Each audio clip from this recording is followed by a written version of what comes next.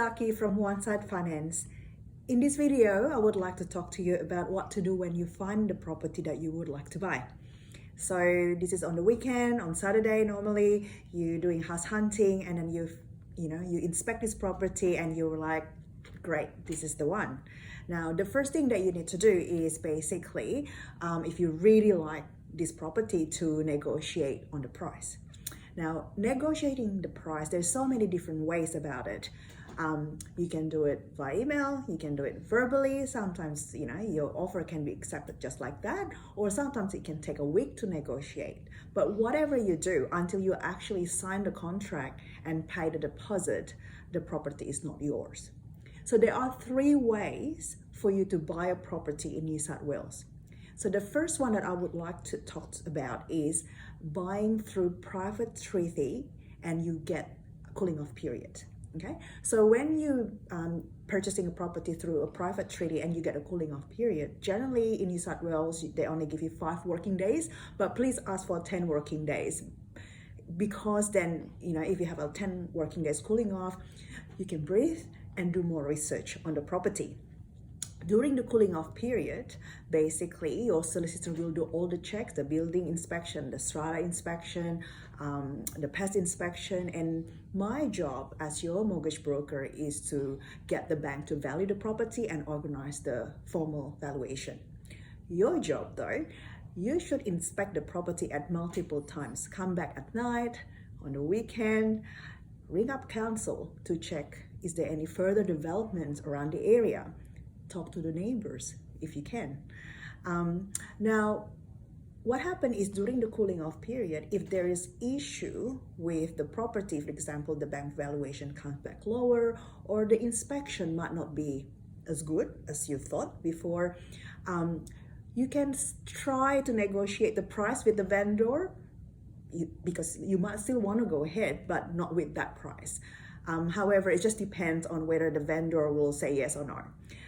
At the end of the cooling off period, if everything is good, you will give the rest of the 5% or 10% deposit, sorry, minus the 0.25% you've given initially.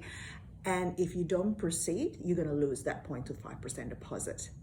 The second method of purchasing a property in New South Wales is private treaty, but they don't give you the cooling off period. So if you hear that they will say your solicitor needs to sign a 66W certificate, it means that there's no cooling off with these transactions. So it means that you have to do all your checks, get the bank to value and get the formal approval prior to you putting the non-refundable 10% deposit.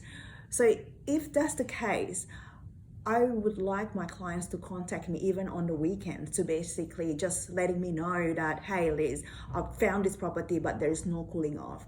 We are in the office, we will push to get the valuation and formal approval as fast as we can, so that ideally we will get that done before you put in your deposit. Auction. So if you've never been to auction before, you should go. It's so much fun. It's also very scary at times. So if you are purchasing the property through auction, there's no cooling off period at all. So you must get the contract check, all the inspection done by your solicitor prior to auction.